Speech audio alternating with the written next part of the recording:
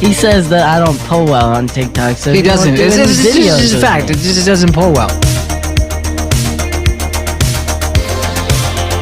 It's called social media for a reason, and it's not selfish media.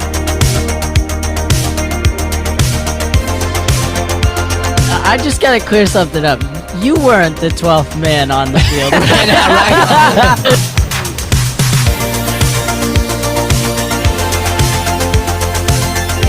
There is no easy way to get anything ever.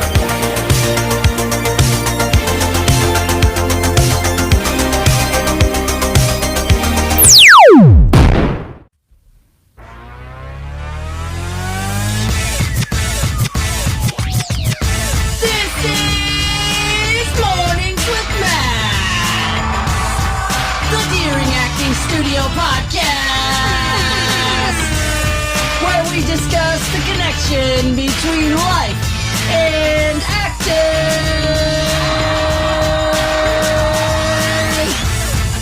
Boom.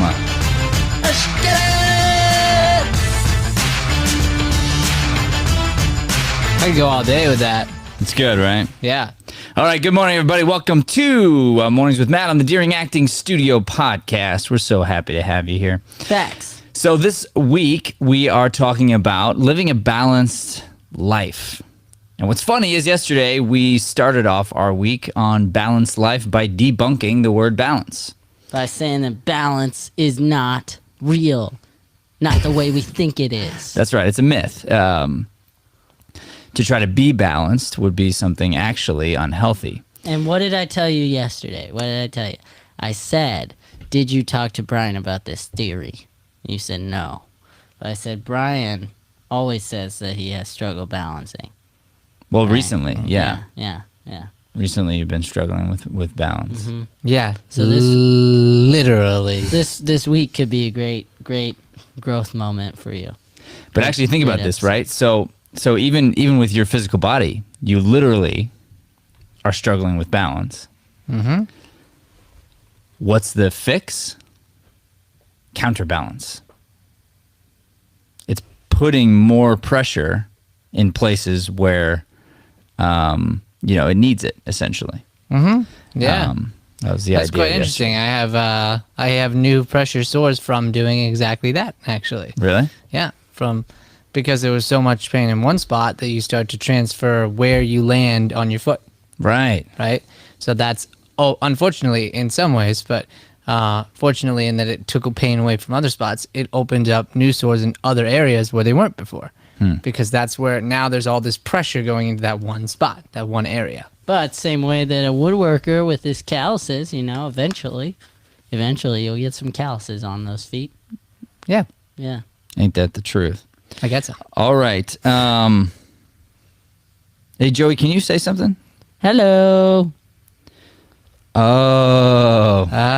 What? Yeah, me turned down. No. I had this I had the ear thing on myself accidentally. Oh, gotcha. So And this you were whole like, time I can thought there only was hear something me. wrong, but I was like, I think you guys would know, so I'm just gonna kind of surge forward here. Yeah. All right. So today's topic is about taking inventory. Taking inventory in order to get ourselves to this balanced life and living a balanced life. I'm going to tell you right now, it's less about having everything be in perfect balance, like just the exact same amount of time on just about everything. And this is more of a state of mind. So to live a balanced life is to live in a way that is good for you and puts you in a state of happiness and contentment, while at the same time pushing yourself into new struggles and new territory. So part of it is looking back and saying, okay, what do I have actually? Let's take inventory. So let's start off with our daily devotional here, Bri Guy. Brian! Oh, yeah. We got a whole little story for you guys. So, yeah, I was kind of like, I thought this story was perfect. Jesus feeds the 5,000. I thought, what a great What a great story for taking inventory, because that's exactly what Jesus does. He takes inventory.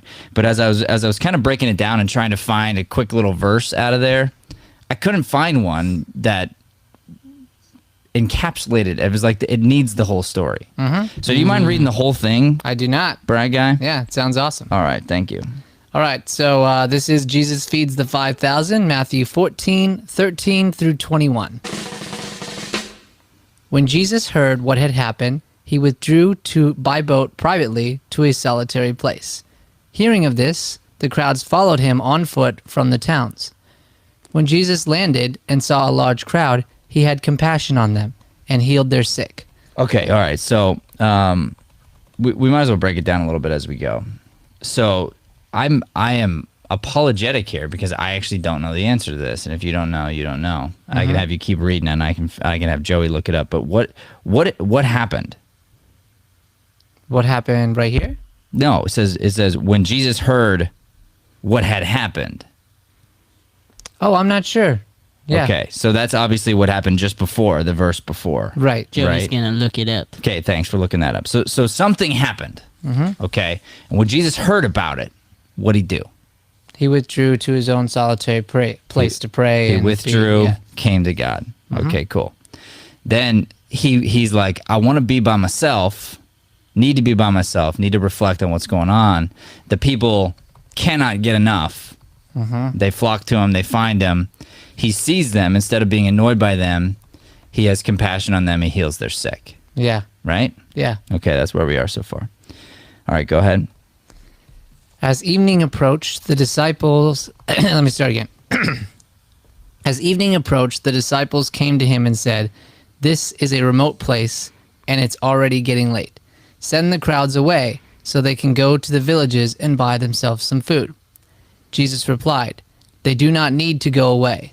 You give them something to eat." All right, so the disciples, who you suppose they're talking to? Maybe like one of the leaders of the people, Yeah. Maybe... like telling them, hey, you guys need to go away. All right, I think this would be a fun acting exercise. Can you participate here, Joey, for 1 second? Yeah. All right. So I also have the thing you asked for. okay, perfect. We'll get to that in a second. Cool. So, so I don't want to.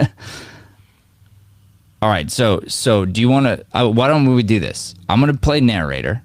Okay. Joey, you play the disciples. Okay. All right. And Brian, you're going to play Jesus. Okay. Cool. All right. I'm like, Sweet. This is improv, or is it? no, this is the right verse. up? Okay, ready? Here we go. As evening approached, the disciples came to him and said, This is a remote place, and it's already getting late. Send the crowds away so that they can go to the villages and buy themselves food. all right, good. So let's take that back, Joey. So now I want you to be like, put yourself literally in this place. I want this to be a good acting exercise. Okay, so you're legit telling somebody like, hey, my mentor, like the man, like he's worked enough. He healed all your people. Like, give him a minute. So he's telling them, hey, you guys need to get away. You know what? Go get yourselves some food. Go get yourselves like refreshed. Come back tomorrow. Maybe Jesus will have something for you then. You know what I'm saying? Yeah. So they're like coming. They're overpowering you right now. Okay, here we go. As evening approached, the disciples came to him and said, This is a remote place, and it's already getting late. Send the crowds away so they can go to the villages and buy themselves food. all right, hold up. So this here comes script analysis. All right? What'd you figure out, Brian? Yeah, I thought maybe you're going to add that there's go and get some food. Oh, no, Okay, cool. but that that does Sorry, say that. the little details really get me. Listen, guys, I'm juggling an iPad, a laptop, and this I paper. know you do. Like, So here's the key to script analysis. Okay, so what did I just say 2 seconds ago? Who did I say Joey was talking to? He's talking To the people. To the people. To the leaders, to the Yeah, whatever, right? yeah, Okay, yeah. I'm wrong. You got to be willing to be wrong to do good script analysis. Here, and as you read it again and you want to learn, you find things. It says, as evening approached, the disciples came to him and said. They're talking to Jesus. Yeah. They're like, Jesus, stop talking to people, man. They're need to saying rest. the people will only listen to you. So send them away. Tell them to go get some food. You know what I mean? Like I want a break. yeah. Like they're saying, hey, send out a message. Just tell everybody, like, hey, it's time to disperse. Yeah. Okay. Dang. Missed that. So it changes. So I wouldn't be everything. so aggressive if I was talking to Jesus, I don't think. I don't think so either. Yeah. It's more like, hey, this is a request, but it's also Hey, Mr. you're Jesus. you're like Jesus's. No, you're Jesus's consigliere. Yes. That's like the Italian, It's like us. first man. You're the men. You're the guy that Jesus listens to, that that he consults with. Is he also Italian because you said consigliere? No, but he's like that. Okay. So the idea is like you're his confidant. Okay, you're the guy that Jesus would listen to. So you're coming going, hey, Jesus, here's facts. Here's a great idea. This is a remote. This place. There's not room for everybody. Gotcha. So why don't we do this? But here's the deal. I can't tell them because people aren't going to listen to me. Yeah. I tried. So I'm his confidant. Why don't and you give he him this is message? Confident in what I have to say. Yeah. Yeah. Okay. Cool. Okay. Here we go.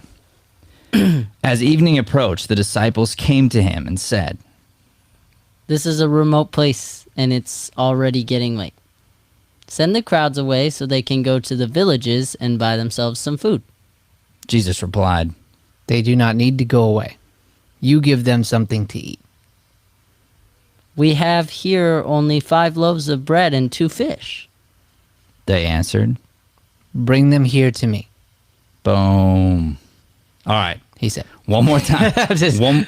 I didn't see a kidding. boom there. It just says he said. I want to do this one more time. Yeah. Okay. And now here's where we're getting ourselves stuck, which is I think what happens a lot with Shakespeare, happens with the Bible. You take a serious piece of text and you start to get stale. Yeah. You get reedy with it. I'm very ready. Yeah, I don't want you to be reedy. Cool. I want Can you to- take I want the you to- iPad then? So now you're good, bro. You're good. Don't overthink it. You're Okay. making excuses. I can take the iPad and then you don't have any excuses. You want me to do that? Yeah. All right, bring Yeah. it. Bring I it. can read. Pass it.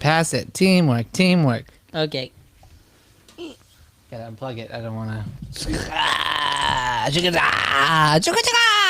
This is the longest Bible was segment really we've Worth ever had. it. Worth it. I don't know. I feel like it's been pretty Worth it. entertaining. Worth it. No, I didn't say it wasn't entertaining. I said it was the longest Bible part Yeah. of the That is show what he we've said. had. It was That is kind what of he fun. said. Yeah. All right, so here's the acting lesson for everybody. Okay, you got to bring yourself into every character you play. You should probably cut to yourself. I forgot. There you go. He goes, You got to bring yourself into every character you play.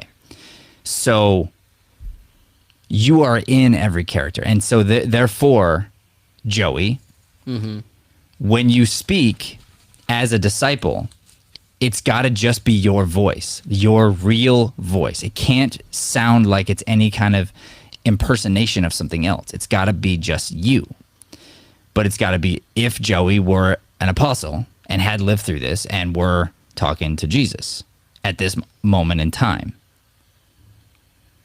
And then Brian, you got to be you as if you were. Jesus, that's a big role to play. God. Got it. So really you are Jesus who is now man, who is talking to one of his disciples. So you are essentially just a tired, confident leader right now. Okay? I can do that. But it's just you. It's just your voice. As soon as you try to put something on it, that's when it's not good. All right, here we go.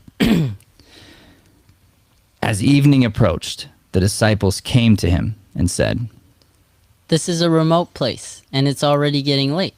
Send the crowds away. Sounds so reedy. Sounds reedy. Reedy. Okay. So I don't know how to not do it. This is really. awesome. This is so cool. so what? It so is cool. what you do? I just It's just your want voice. help. Do you believe that you're looking around and you see a remote place, that it's No. dark and there's a cave? No, Do you believe you're really explaining something to Brian? No. no. You're just trying to read it. Yeah. So what I'm saying is the reading is there, Okay. but I want you to connect. Sure. Okay. Cool. So it's just got to be your voice. The way you would explain to Brian, like whatever about some kind of sports fact or something. Yeah. Right now, it's like hey, you're just be you. That's all I want. Okay. Ah, I All see. right, Okay. Here we go. I'll give it another go. All right. As evening approached, the disciples came to him and said, This is a remote place, and it's already getting late. Send the crowds away so they can go to the villages and buy themselves some food. Jesus replied, They do not need to go away. You give them something to eat. We have here only 5 loaves of bread and 2 fish. Bring them here to me. he said. And he directed the people to sit down on the grass. Taking the 5 loaves and the 2 fish and looking up to heaven, he gave thanks and broke the loaves. Then he gave them to the disciples, and the disciples gave them to the people. They all ate and were satisfied, and the disciples picked up 12 baskets of broken pieces that were left over. The number of those who ate was about 5,000 men, besides women and children. Say what? I did cut to myself, Joey. No, not you. I was trying to have Brian hand me the iPad. And I since knew the that reading because I was staying and aware. he was paying no attention. Brian's to me, like, "Cuckoo." I got absolutely into your not. story. Brian's To be like, You honest. got Brian- into the TV, dog. Brian's like, No. I got to You were play like, Jesus. Yo, He was sitting there. I believe you were into the story, but your eyes were closed and you were looking at the TV and you were like, I was straight And I up, was like, no "Hey, joke, buddy." visualizing That's your cool stuff. That's cool. Right, so, and here's what we my should bad. do, right? Is we should don't. It's no bad, Brian. It's no just bad. saying. It's no bad. We should always be willing to stop, go backwards, and relook at something. And if this is a story you've heard, let's say hundreds of times, and you heard it again in some way, some new way, that's good. with Brian playing Jesus. That's Yeah, right. Yeah. But shouldn't we all play Yeah. Jesus? Shouldn't we all put ourselves in that frame, put ourselves in the disciples' shoes, put ourselves in God's shoes, put ourselves in Jesus's feet for 1 second, and just go like that's how you live a story. That's how Yeah. you read it, and you're a part of it versus just being passive. Yep. Yeah, I think that's huge for like you when you were coaching Joey through the cold reading, Joey and I. Yeah. Like that's I think where we get stuck a lot. Right? Yeah. Like you want to get right to the reading part and you're not living it, so it doesn't matter, Yeah. right?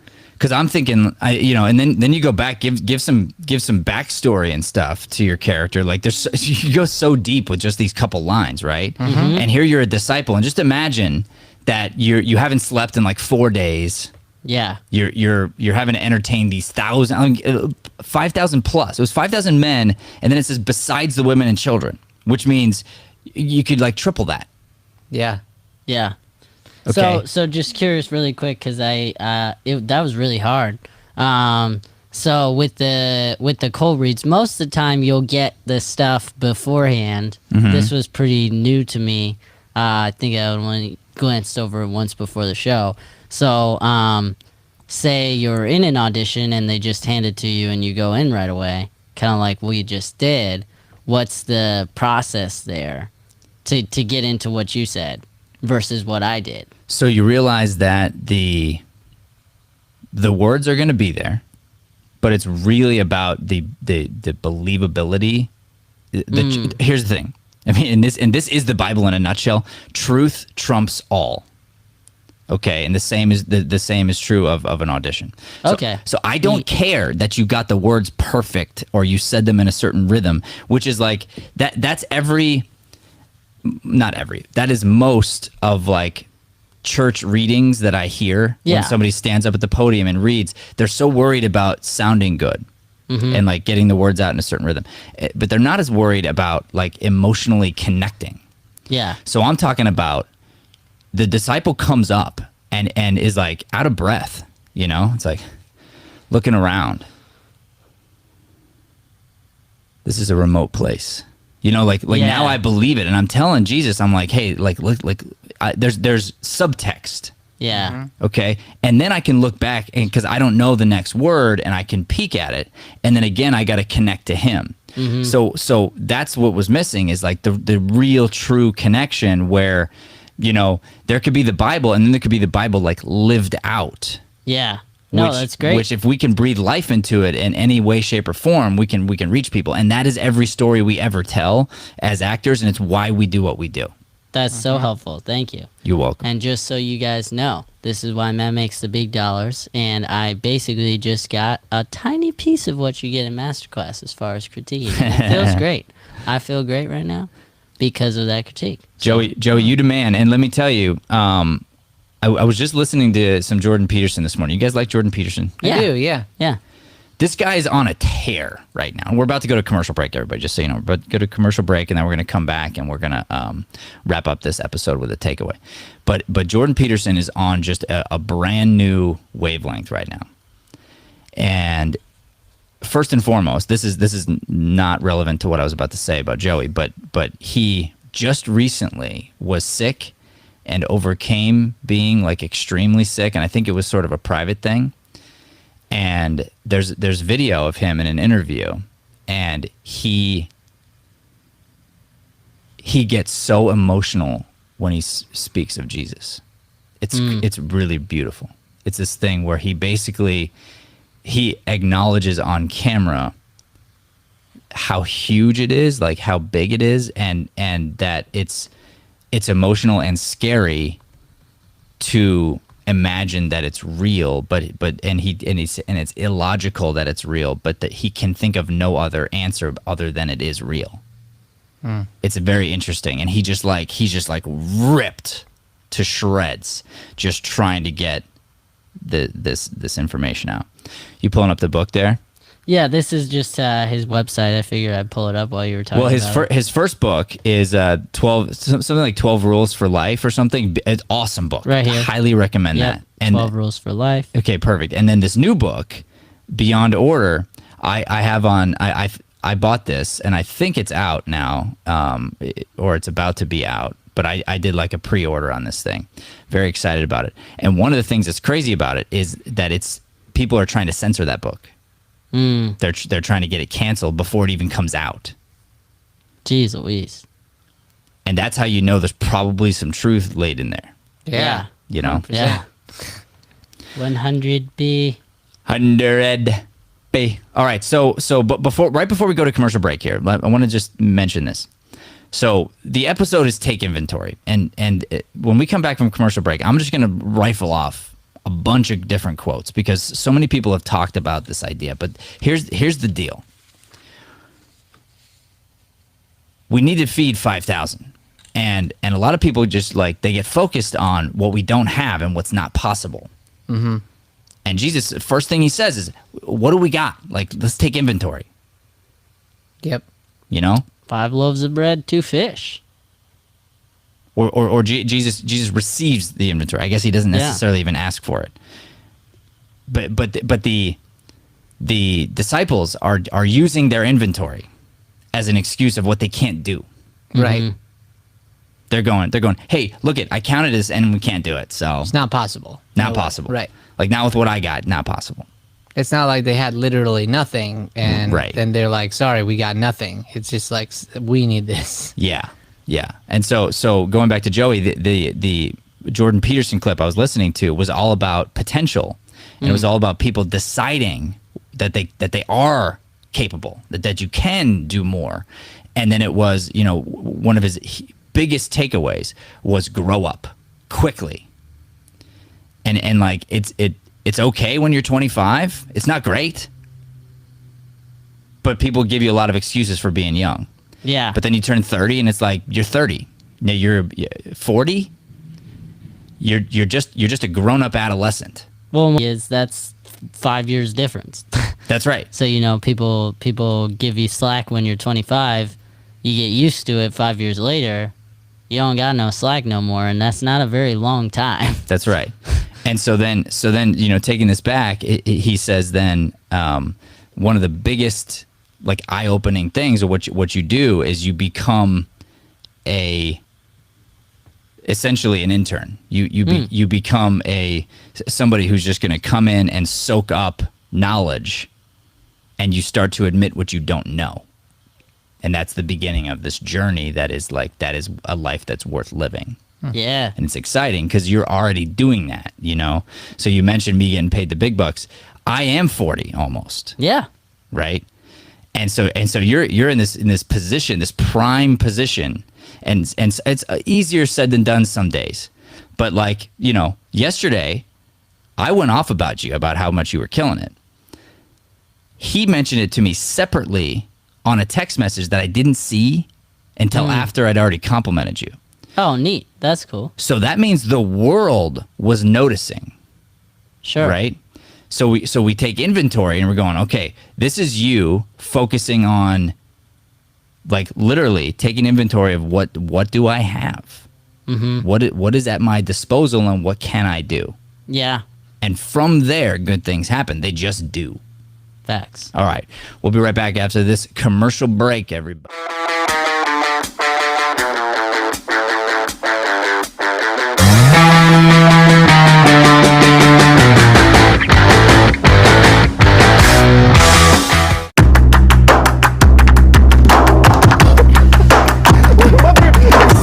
Every word matters. The plays are so beautiful and so rich, and I'm just so blessed to be working on it. We have a responsibility to vibrate worldwide truth. No fire, you're hitting on my sister. I could kind of care less about you landing jobs. I just want you to be a better person.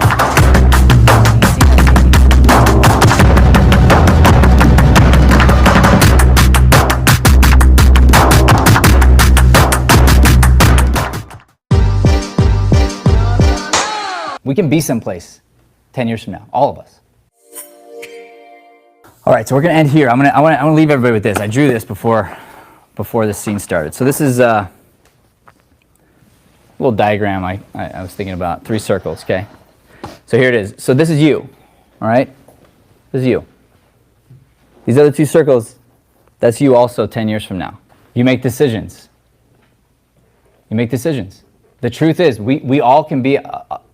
we can be someplace 10 years from now, all of us. You decide, where do you want to be? And then you start making the little decisions to get there. Little decisions like reading every day, working out, eating right, studying, becoming a better actor every day. It's unlimited the amount of work. So to think oh, I'm ready, and to be confident is different than if you came in terrified. The terrified is more humility. I'm terrified to coach you because I respect you and because I respect the play and I respect the room. I'm legitimately terrified. Before you started, I was scared because I want you to do well and I want to find a way to reach you that's not hurtful, but that is inspiring and that does really, really reach your core. And I think we got there. I hope we did. But it's up to you. It's really. Because you're either going to go, yeah, I get it and I want it, and it's life-changing, and that you'll probably figure that out in that alone time. All right, welcome back, everybody. I'm going to jump right into the takeaway for the day, for those of you who are on the end of your drive or something, so you can have that. Here's the idea. I want you to take an inventory of you. Okay, so this means think about your relationships.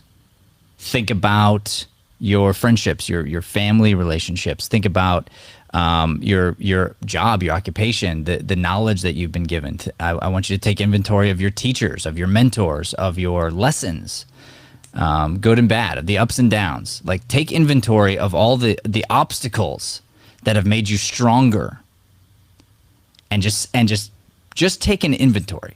So tomorrow we're going to do something with it. Tomorrow we're going to talk about the next step. But this first step is just kind of be aware. Because if you're not aware of what you got, of what's at your disposal, or potentially what's weighing you down, if you don't know everything, and you're not willing to acknowledge everything, then there's no way to do anything about it. So take a very deep, honest look and just take an inventory. Just like if you worked at a retail store or a grocery store or any place that sells things regularly, you have to do inventory. Inventory is so important, right? And why do you do inventory? Well, we want to know what's valuable. What do we have that's just been sitting on the shelf that honestly nobody buys? Well, we better not buy more of that stuff. If you don't take an inventory and you don't track it, you'll keep buying a bunch of things that nobody's going to buy in the store, and you'll drive your company into the ground. Well, we do that in our life. So I want you to take inventory of you, inventory of your life in every area, and jot down as many things as you can think about, just like kind of like they're items on a shelf. Okay, that is your takeaway for today. All right, so now, guys, I'm gonna blast through some of these quotes because I got a lot of good ones here, like a bazillion. We could do like a pass it thing. A pass at the quotes. Yeah, that's fine. There's a couple. Because basically, I want to read them off, and if you have something to say about them, then we can kind of like banter a bit. Oh, cool. I like that too. All right, so the first one here is from Kanye West. Oh, Yeezy. Yeezy. He says, "Know your worth. People always act like they're doing more for you than you're doing for them. Know your worth." That's facts. Yeah. How does that connect to inventory, guys? Why did I pick it? Taking inventory of what you're good at and what you're able to do. Taking Yeah. inventory of your time, I think. Yeah. Based on the end of that, people act like they're doing more for you than you're doing for them. But if you're taking good inventory of your time, you know how much you're doing for them versus what you're getting in return, and if it's a prosperous relationship. That's right. And Kanye West here is very right in saying know your worth. Okay. And then the reverse side of what he's saying, because what he's saying is a lot of times people say that they're doing more for you than you're doing for them. Says the super uber successful guy who made it. Okay. But the truth is, a lot of people, like everybody else, is actually, they don't know their worth, but they pretend like they're worth more than they are. Yeah. Right? So know your worth. Take inventory of what's true. And when you know what you're worth, you can demand what you're worth. Yeah. Or the market, truthfully, it just adjusts to you. It's like I'm a big proponent of this. The market will just adjust to you. As you increase in value, you increase your worth. Different people are attracted to you, different things, different amounts of money, etc. All right, so let's go into this next quote. Since Joey's fixing Bry Guy's camera, I'll take it here. This is a Eckhart Tolle quote. It says, "Acknowledging the good that you already have in your life is the foundation for all abundance." This is exactly what I mean by balance being a mindset. Yeah, this Right. also goes like outside of finances, outside of everything. It's about what you really have, like not just like physically, but like the people and just waking up. It's the inventory. Yeah, Yeah. Yep. It's literally taking the inventory. And honestly, he's saying a lot of times we don't acknowledge the good. Because even this, like even the material things, a lot of times people don't acknowledge it. They don't acknowledge the good they have. Like I had this talk with my wife. We had that slab leak at our house. We've been out of a kitchen counter and a kitchen sink now for almost 2 months. it's insane. The difficulty of cooking and cleaning and washing dishes is it's just Tenfold. tremendously harder than it was. Yeah. And yet we still have it so much easier than like 95% of the world. Because though we don't have a kitchen sink, we've got 4 other sinks. Yeah. We have running water outside. Like we have. But if you focus on the sink, on the counter that's gone and the sink that's gone, if you focus on that, you feel like you're without. But now what's interesting is what I was mentioning to her is that supposedly we're going to get these things back by the end of the week. I say supposedly because it's a construction company and you never know.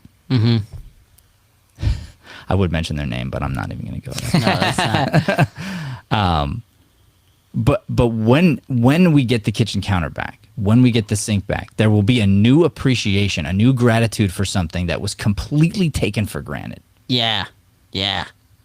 That's what's cool. Totally. I was just thinking how fun it would be to take. You guys have a dishwasher, right? We do, but it's not it's plugged not. in. It's not working. Right. But you could take the racks out and like put the dirty dishes in there and use your power sprayer. That'd be pretty fun.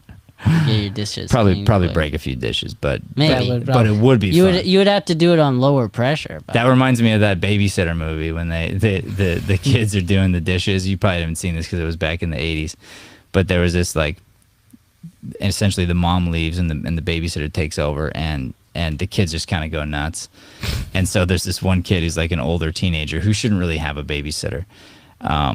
So him and his buddies are on the roof and they're supposed to do the dishes. So they're throwing up the dishes and then shooting him with a shotgun. oh, It's like, right, and they get through all of them. And then when they're done, this one kind of like stoner character is like, and he's like, the dishes are done, man. that's hilarious. Oh my god. All right, yeah, Brad Guy, next quote. Yeah. Pass It's a the, bright guy. pass the quotes. Charles Dickens. He knows some stuff about writing. Yeah.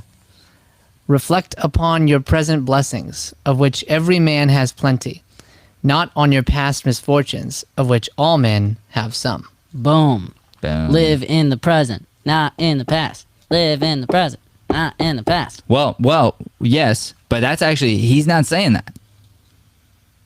He's talking about outside of negativity. Well, no, yes, into he is. I'm sorry. positivity, Yes, right? yes, he is, Joe. Yes, he is. I was Because he gonna says say, reflect I on your definitely present. misinterpreted. No, you're right. You're right. No, you're right. You're right. Reflect on your present blessing. That's right. He's saying present blessings. Right now. You're right. I'm wrong.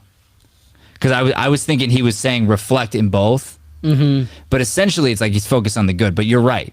Because it's like in the present, you have more good. Than you think you have. In the past, like there's a couple bad things that like speed bumps, but right now it's like there's a lot of good to focus on. Mm-hmm. You're so right, Joey. Sorry to contradict you. Nah, you're cool, man. You're alive. I'm Alright. willing to be wrong, dog. Yeah, facts. Proof. Okay, you're Proof up. right there. Big facts. Next All right, up, here homie. we go. Enjoy the little things, for one day you may look back and realize they were the big things. Yes. Robert Brault. Yes. I love this one. Yeah? I love this one. Hit it. Because you're right in, like, it goes off of the last one, but then once you get further along, it's so much easier to look back and see, oh my gosh, like that small thing that I thought didn't matter at all whatsoever became one of your biggest memories. Well, this you has know, one gotta of the things be- that are most important to you. This got to be a big deal for you, specifically, For why? because of your like sickness, the journey, all that. So much has been taken away, given back. You Right. know, all the process. Yeah, I'm and that's, sure there's that's plenty why I of love that, things. because it's the little things. It's not Yeah. the big things. It's not those huge things that you thought mattered. It's not even like all the tech and like big stuff. Like it's us. It's being together. It's that moment when I came back and I knelt down and cried because we were together. Yeah. Right. The little things are what really matter. Mm-hmm. Yeah, passionate. Boom. Boom. Love it. All right, is it my turn? My Back turn to here. you, yeah. Your turn. Yes. He's really excited about this one. Well, I like Epictetus. All right, so this is by Epictetus. He says, "He is a wise man who does not grieve for the things which he has not, but rejoices for those which he has." Difference between joy and happiness. Yes. Joy Yes. can happen amongst craziness, amongst bad stuff, like going back in the hospital or whatever, like all that stuff. You can still be joyful through it. It's different than happiness. That's why Yeah. he said, full of joy, buddy. That's right. Full of joy. I know I missed that. Full of joy. Why There it don't you is. say buddy anymore? Buddy, Feel the joy, buddy. Full of I don't joy, know. buddy. I don't know. Because you didn't like getting teased, you're slowly getting over that. Yeah. Yeah. Yeah. Yeah. All right, That I'll makes take sense. this one. Here we go. The only people with whom you should try to get even are those who have helped you. John E. Southern. Oh, that's a nice trick. Right? Yeah. So this was going back to when I said take inventory. Take inventory of your teachers. Take inventory of those people who have helped you, and do track it. Yep. Like do. And give them 10x. That's right. That's right. We've got some great friends here of the studio who have done some very beautiful things for us. Joey's Mouth is one of them. Brian had an apartment for a while, and then those same people are going to be taking you out tonight. And it's like, don't forget. And if you're trying to ever like keep track and get even, strike revenge. It's like use that energy on paying it forward. Yeah. You know, and thinking about how can I give and love and utilize the gift that was given to me, and if I'm going to get even with anybody, let it be the person that stood up for me. Let it be the person who helped me. Let it be the person who lifted me up when nobody else would. Yeah. And freaking say thank you. You know, because it means so much to people. You have no idea. There's another thing that happened with Jordan Peterson. It happens to me all the time. Like when people actually, when you know you've had an impact and people share it with you, and you can tell in their it's like very emotional to know that you've helped somebody. You know, like it kind of like riddles you. Like I remember my birthday episode that you guys did for me last year, and I was so touched because it's like I didn't realize there were going to be so many people, you know, and it was like, I don't know, it just kind of like, it was an emotional moment for me to be like, dang, there's a lot of people on this thing. You're just all saying thank you for different random things that I didn't even realize that were a big deal. And so like it ends up becoming like this like massive love thing. But a lot of times we don't share it for some reason. Like we hold back on that emotion. Yeah. Love that. All right, who's you gonna up? take the last one? Yeah, I got it. Cool. Enough is a feast. He was, Buddhist proverb. he was very unhappy with that quote. Yeah, I was just like, why are you so sad, bro? I didn't mean to be sad. I was meaning to be ironic I at only the shortness of it. I only and got 3 words. It didn't work out. Okay, so now connect Buddha to Jesus. Read it again. Go back to the Bible verse. You see what Matthew Daring did there? Yeah, I see what you did Channel there. your inner Jesus. The Bible verse was about The feast. feeding the 5,000. And this is That we have enough. We have enough. The disciples say we don't have enough, and Jesus says we got enough. We got enough. Just feed the people. And they end up feasting. They end up with leftovers. And Buddha says enough is the feast. enough is a feast. Yeah. Matt has been watching his wife Brian's homeschool. so clearly. sad right now. I'm like blown away by what that connection that I didn't make that you just made.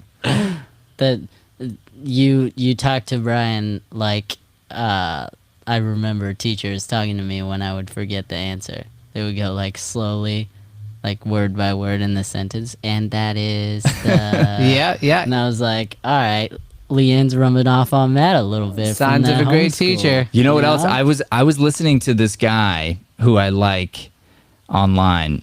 He runs this little channel called Out of the Darkness, and it's a fun little channel. And he sometimes reads different things that are happening in the world. And what's interesting is you can tell that he's new to having a channel. Even though he's got this massive following, he's pretty new. And honestly, he's not that great of a reader, this guy. He's getting better, but he's not that great of a reader. And sometimes he just reads full transcripts of things. But sometimes you'll have to like really slow down, repeat words, like apologize as he's going, which you would think would annoy you, right? But what I found interesting is I was like, why do I keep listening to this guy read? Why am I enjoying it? And I realized that there was something about the slowness of it that I really appreciated.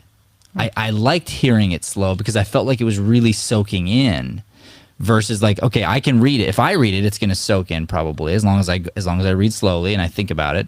But if somebody kind of just reads an article fast, I may not really get the meaning. I may not really understand everything that's being said. So the fact that this guy was really going slow and sort of having to fight for every word, it was enabling my brain to really connect. So, yeah, I don't know. I didn't mean to be slow with you. It was more like I was looking at your eyes. And sometimes when I look at your eyes, it's like you're there, and sometimes you're not there. Yeah. Yeah. Right. I don't think it was all that slow though. It was cool. Like I wasn't pointing it out as like a bad thing. I remember those as some of my favorite moments from like class. Oh, okay. Is when I don't remember and Yeah, I they like saw it help as a me good get thing. there. It was that it's just a teacher instinct, and it was cool because I noticed it in that moment. Interesting. Because it wasn't like if you had a different tone with it, then it would have been like you said, like a bad thing. Right. But you were very like Enough is a feast. yeah. So no, it's it's helping. It's a form of teaching. I think that He stopped reacting at all. Dude. I wanted to get to this before I forgot. He's not reacting to anything I say. Boom, boom, I was boom, gonna- boom. Now he's don't get to mad. hear Now it. he's mad. Now he's mad. Mad. Okay, Brian, we really want to hear what you have to say. He forgot. Yeah, that's what I wanted to get out. Now he's madder and he's madder, and we're never gonna stop this And the veins episode. are popping on his forehead because it's so bad. All right, Brian, what were you gonna say? Come on. Found it. I was saying with positive teaching, it's a form where you're helping me find the answer, even though you know the answer. So I think, and I know I've done this as a teacher. I want to sometimes just give them the answer, Ah, yes. right? But what you were really doing was trying to help me find the answer on my own, You're right. which then takes a slower approach. And actually, okay, so now I'll go back to if you don't mind, I'll go back to the vacancy I saw in your eyes. And what I think happened was when I was trying to help you find the answer, rather than you getting excited about finding the answer and playing the game, you allowed yourself to go to the place that a lot of people go to, which is I should have known that. And like this sense of like beating yourself up or guilt. So you're Yes. actually not listening, and you're kind of going like, don't embarrass me. Instead of going like, oh, like really having an acknowledgement right away of like, oh, this is cool. You're right. Oh, this is interesting. Like this is a cool connection. And then leaning into that. Yeah. Agreed. Agreed. That's so hard, dude. Enough is a That's feast. so hard. Yeah. Yeah, it's interesting because watching, it's like I was having fun because I was like, "Ooh, is he gonna get it? That's gonna help him get it. Is he gonna get it?" But I totally relate to where Brian was, where you shut down and you're like, "I should have known that thing," and now I'm thinking about 1,000 things and I'm not actually listening to what you have to say. Right. And it's funny that like me, I've been in his spot, but being in the current spot I'm in, it's fun to watch. So I'm like, why can't I have fun when I'm the one being questioned? You know? I don't know, man. 2 and 2 together, I don't know. it equals 4. It does. Correct. Since we went way over time, let's just keep going. All right, I'm done. One last thing. You should probably hit a drum roll if it's a great point. It's not that great, but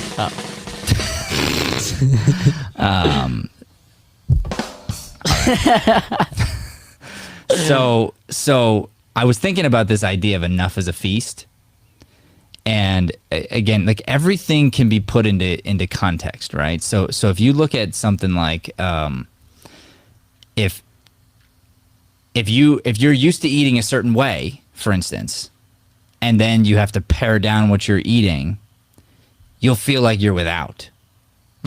But if you've been living without, like let's say, you know, any of these movies we've seen, or like we hear about real life stories of people that were like stranded on a boat, you know, and then all of a sudden like you find something, like you find this like suitcase floating in the ocean, and then you open it up and it's like, this person had snacks, you know? Yeah. And it's like nothing. It's nothing. But to you in that moment, like you've never feasted before, because for the first time in days, you have enough.